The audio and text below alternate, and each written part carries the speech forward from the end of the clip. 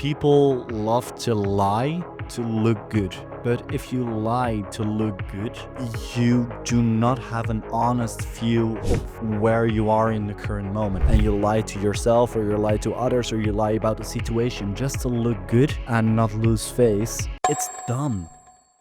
I have read over 100 of books. Think and Grow Rich, How to Win, Influence Friends and People, all the $100 million series of Alex Ramosi, Start With Why, dozens. But there's just one book out of all of those books that really stands out for me. And this book, I'm not gonna lie, is literally a book that changed my entire life.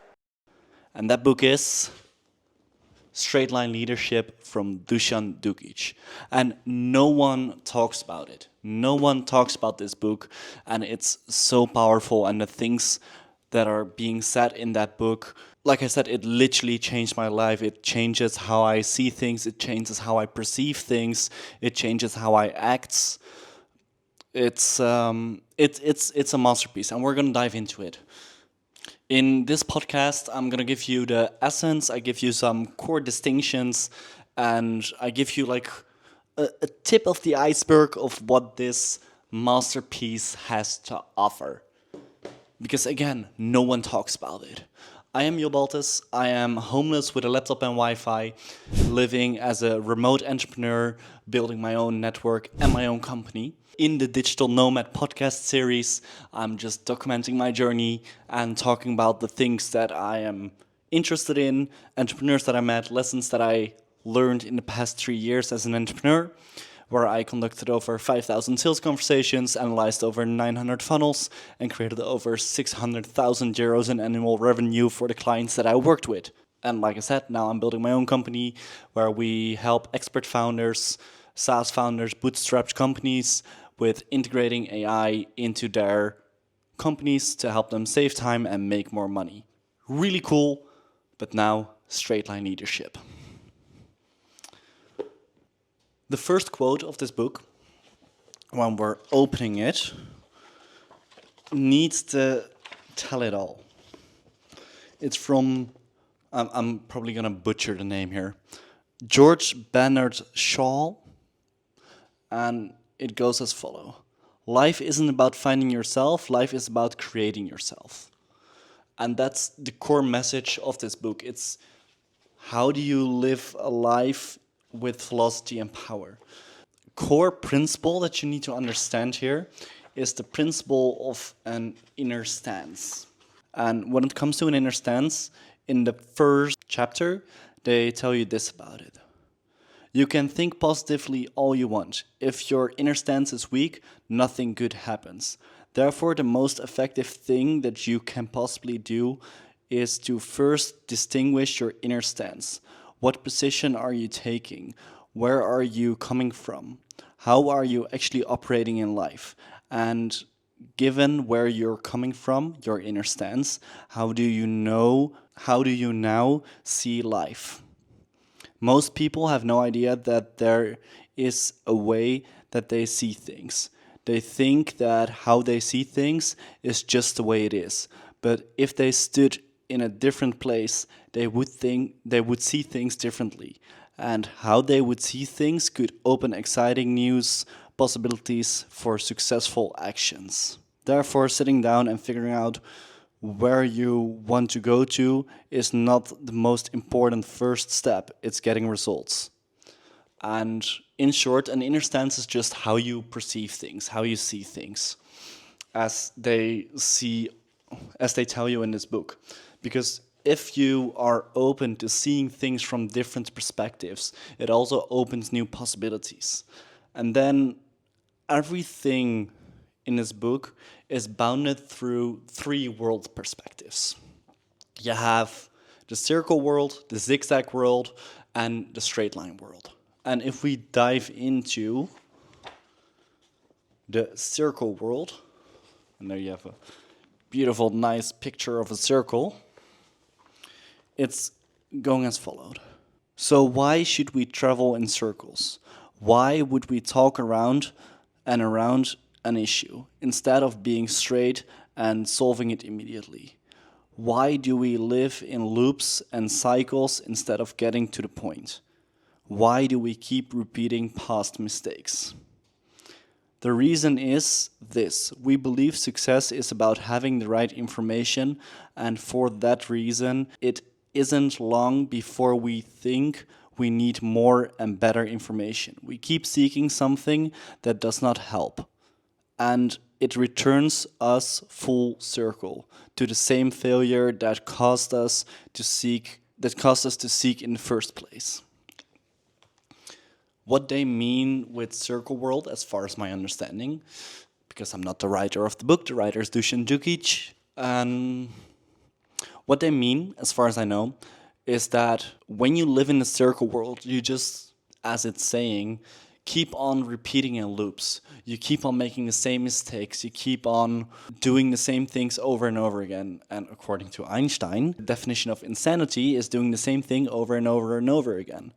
And still a lot of people live in circles. They wake up, they eat the same breakfast, they go to work, they do the same things at work, then they go home, scroll on TikTok, Instagram, whatever, however, and then they sleep. Then they wake up, eat breakfast or skip breakfast sometimes, go to work, do the same things there over and over and over again. And when you're living in circles, nothing will change. The book is called Straight Line Leadership. So it's about taking leadership over your life, taking leadership over your company, and going forward in a straight line. So as you may think by now, or as you may understand by now, is that living in the circle world is the thing that will not bring you further. And a lot of people still live in circles. Then you have the zigzag world with a nice little zigzag line there. Now we come to the third possibility, the third world that you can live in when it comes to performance. It's the world of the zigzag. Zigzag people move between the first two worlds, the straight line world of the high performance and the circular world of wheel spinning, and something might have inspired them. Maybe it was a great lecture that they attended or a compelling book that they had that had all the answers. Maybe it was a compelling book that had all the answers. They may have been initiated by a new colleague who was leading by example. Onward they go. But unfortunately, the surge only lasts for a short while. Then they crash again, and this cycle repeats when the next awareness and inspiration hits. As you may know, as you may understand, from going up and down and up and down and up and down, it's exhausting because you need to start over again, and see it as a diesel motor. When a diesel motor starts, it takes a lot of energy to start, and starting things takes a lot of energy in general. But when it runs, you just need to keep on going. And when you keep on going, it's less exhausting, but starting over again or starting again and then falling down, starting again, falling down, it's exhausting. And I'm not saying that I'm living in a complete straight line world, which we will dive into in a bit. I'm sometimes zigzagging a bit as well, but I strive to be straight line. But I also need to be honest with myself. But just being conscious of the circle world and the zigzag world helps me understand where I am standing. Am I zigzagging at the current moment? Am I living in circles? Or am I moving straight line? So that brings us to the straight line world with, of course, a nice straight line. Straight line people use distinctions to maintain their high levels of awareness and performance. In this book, I am now revealing the most useful and powerful distinctions I know of, so that straight line leadership can be your own route to success in any field that you choose. With these distinctions, you can first notice the inner stance that you are operating from, and if that stance is insufficient, you can choose another stance that does work for you. You can start solving your own problems and assisting others to do the same. But be careful. At this point, it's easy to be misled because straight line leaders do not simply understand these distinctions and then process them as information. They live the distinctions. So it's important to notice, are you understanding it or are you living it? And that's what we will dive into right now. First, a short overview of of all the worlds together, and then we will dive into three core distinctions, at least core distinctions for me that I try to live by every single day and that made a big impact of my life to become conscious of those distinctions. And there are over, I don't know how many distinctions in this book. Like if you go to this page, you see there are almost over 50 distinctions that are really powerful just to implement in your life. But right now we're just going to dive into three. When we want a short overview of the world, of the three worlds, it should look like this, in the words of the writer. The straight line world. The straight line world is inhabited by people who get things done. They're amazingly effective. They are the people who others admire and look up to. The circle world. The circular world is occupied by people who confuse activity with accomplishment, like the dog chasing its tail. They never get anything important done. Often they just burn out and quit. The zigzag world. The zigzag world, whose occupants get some inconsistent success, but they also spend a lot of time off in the ditches of life. That's a short overview of the two worlds, and now we're going to dive into some powerful distinctions. And the first distinction, I read all the chapters and marked some things, because if we go over all the chapters in depth, we will be sitting here for an hour. And those are the distinctions that I will say right now are the distinctions that make the biggest impact in my life. And I hope they will make some impact in your life as well, just by becoming conscious of their existence. Because the first distinction is being truthful about where you are versus lying about it. And when I go into the parts that I highlighted here, it's as following. To get where you want to go, you have to know the exact location that you are starting from. When you know your location, you can plot your course accurately from the location to your desired location. But you must be truthful. You can't be telling everyone who could help you that things are fine when they are not. And then here's the practical example of it. If someone thinks you're calling from San Diego and you're calling from Chicago, then his directions to New York are going to be of no use to you because you are not truthful on where you're standing in your path. The truth is always more exciting to work with than some cover up made of fiction. The truth is always more exciting to work with than some cover up made of fiction. Once you see how workable reality always is, you also realize that there's nothing wrong with you other than the fact that you have been scaring yourself to death. And you heard one word there that's also a distinction in straight line, and that's workable and unworkable. It's really easy. Unworkable, things you can work with, you cannot work with. Workable, things you actually can work with. What's a workable inner stance to come from and what's an unworkable inner stance to come from, in the words of the book. Don't be afraid to find out exactly what happened and the reason behind what happened. Suffering does not come from the event, it comes from the meaning you attach to the event. Let's take a brutally honest look at events and see what we can create from there. And that comes to the point that people love to lie to look good.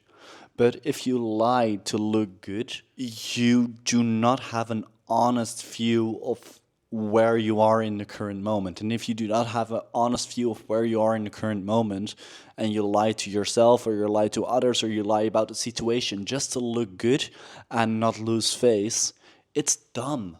It's really dumb because then people cannot help you to get you to the right destination. If you're in Chicago and you want to go to New York and you say to people that you're in Dallas, I don't know America that well, you will not go forward.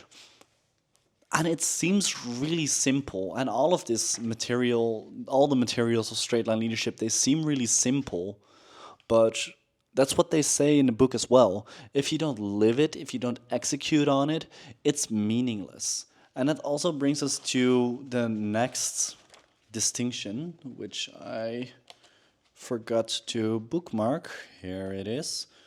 And this is also, I think this is one of the core distinctions of the entire book. If you do not live by this distinction, and this distinction made like the biggest change of my life, in my life, like you're doomed. You're not gonna get anything done, and you will see a lot of people on one side or the other. This distinction literally determines how effective people are, and that's owner versus victim. An owner mentality versus a victim mentality. You don't get to have a powerful life for free. You have to create it. You have to own it. And I also just read the highlighted parts here. Victim thoughts can happen, but as an owner, I am aware of a fundamental choice I always have.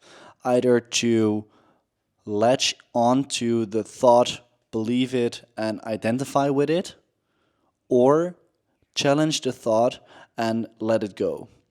Victim thoughts happens. Do I want to identify with them? Do I want to believe them? Not when I'm being an owner. And that's what I said in the beginning of this video as well, that I'm not always fully straight line, of I'm not always holding myself 100% to the rules of this book, because I am human, and sometimes I have victim thoughts, sometimes I have owner thoughts, but how you execute on it is the thing that matters. As long as you just keep on creating and pull yourself back on track and back on the road, you will stay effective. Because the goal of straight line leadership is to get from where you are, point A, to get to your desired outcome or destination, point B. Because that's what a leader does. A leader who takes ownership of their own life, a leader who takes ownership of a group, a leader who takes ownership of a project.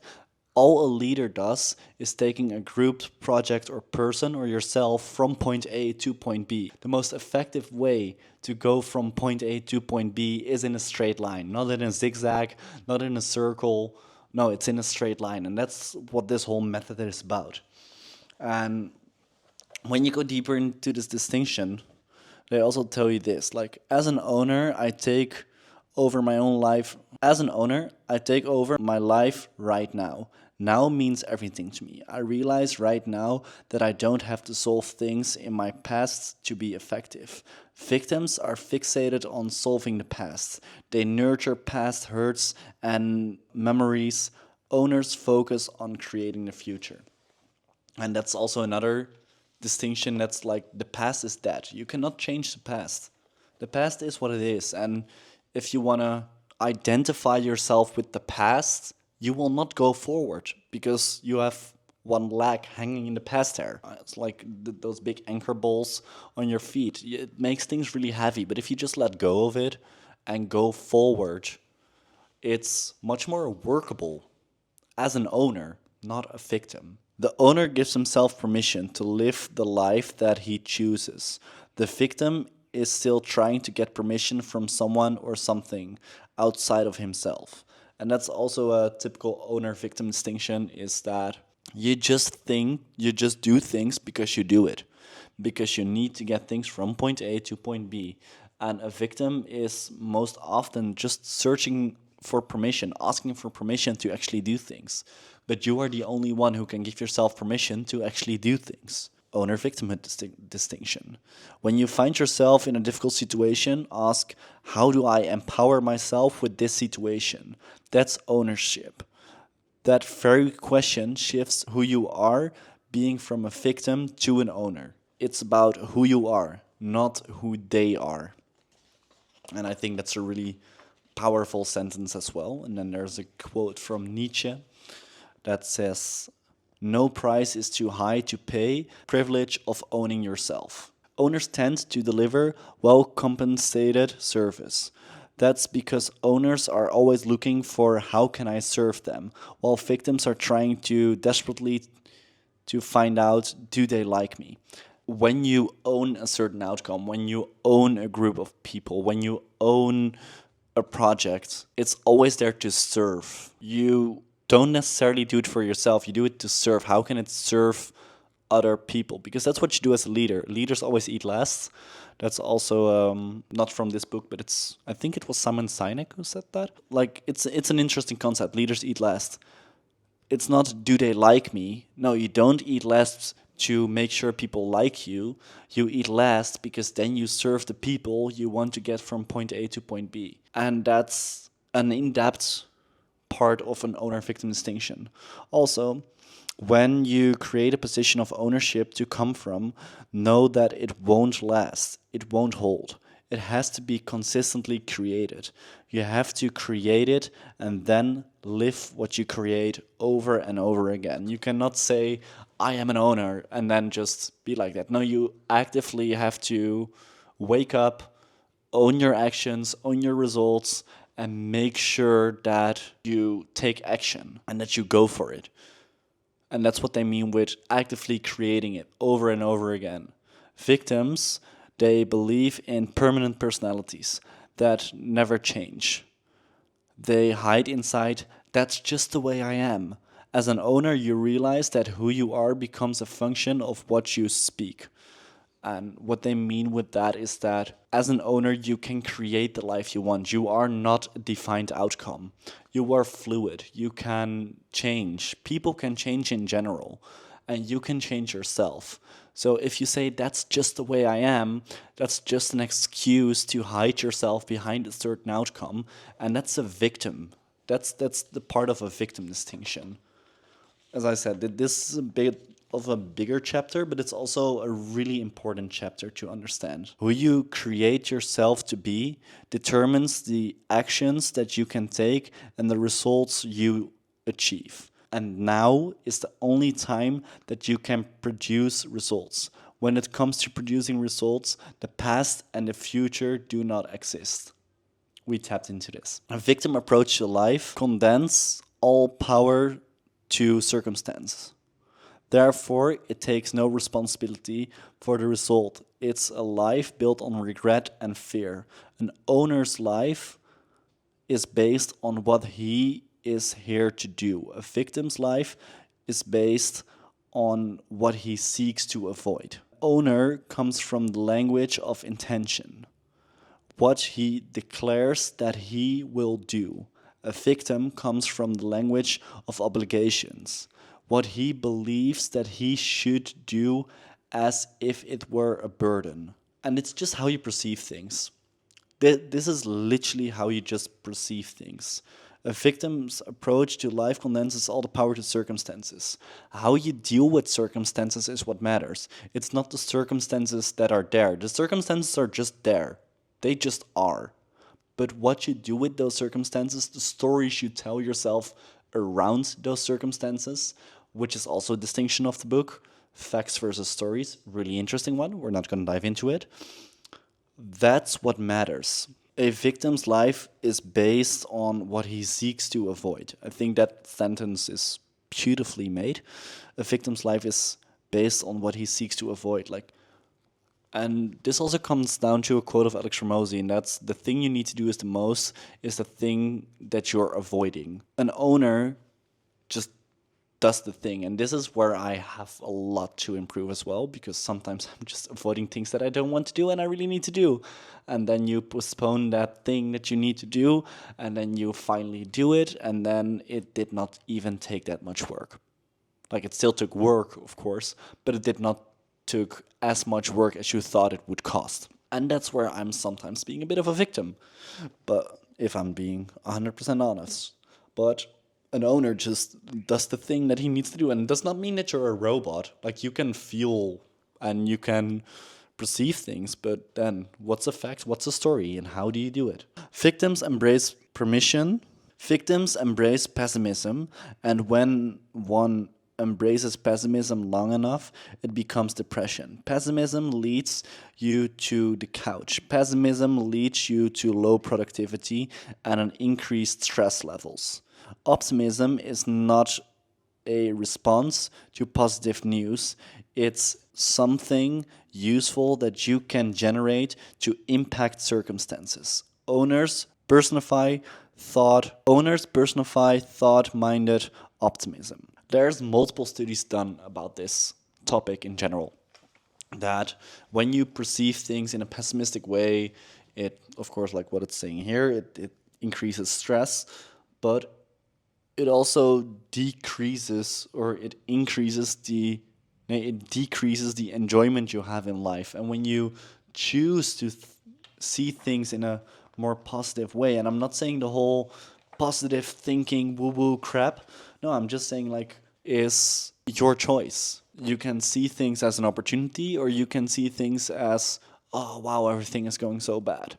Owners, they actively choose to deal with things. Victims see things in a pessimistic way and are lived by pessimism in that way. And of course, the owner-victim mentality here, it's a bit on the extreme side, how it's read in the book, but it is really interesting if you just dive into it. And now we go into the last distinction, which I really love. And sometimes need to be a bit more conscious of myself as well. Because again, I'm human and I am making mistakes as well. But this book, if you just live by it, it's so and so powerful. I'm a big fan. Because it has such a major impact in my life in a positive way. This distinction is called nice versus kind. The vast majority of people, of the most effective people I have ever met in life, have been direct, gracious, generous, caring, and somewhere between moderately and brutally honest with themselves and others. They were a demonstration of sincerity and kindness. Very few were ever nice. Nice stops you from being effective. Nice is not respectful. Nice is a stance you take to protect your own feelings. It's insincere. Being nice, manipulative, and wastes a lot of time. Individuals operating out of an inner stance of being nice have trouble choosing in or choosing out. They tend to stumble around and produce very little. When you're just pleasing people, when you're just trying to be nice, you're helping no one but yourself. Because you want to be liked. You don't want to hurt people. Well, so what? Like, you cannot necessarily hurt people in general. It's like how they perceive the story that you tell them. This is what I believe. That is there to hurt them. You being nice is not helping anyone. You being kind is actively saying what's going on, even if they don't want to hear the truth. Being kind is simply being truthful with other people. It's not telling other people what you think they want to hear, so that you can personally feel better. That's it. Nothing else. And then here they have the example. If someone asks you how they look and they wear a suit that you think looks like they slept in it for 3 days, you say that suit looks awful and it looks like you slept in it for 3 days. And of course, because this is made for leaders, most often corporate or like from big companies, and wearing a bad suit can be a huge sale or a bust in company world. At least that's what it's saying in the book. And then they have a quote here, which I also really love, and that's: the measure of a person's result in life can usually be reduced to the number of uncomfortable conversation he or she is willing to have. And it also comes down to nice versus kind.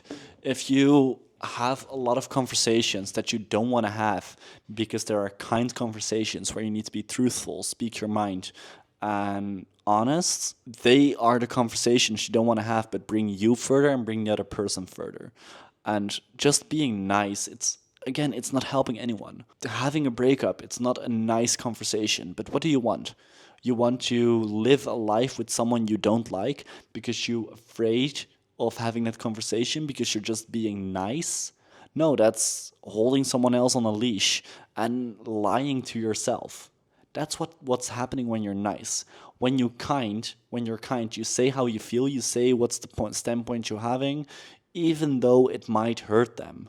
That's okay, that's life. So that's nice versus kind. Those are the three top distinctions for me personally out of this book. They have many, many, many, many more. Straight line leadership.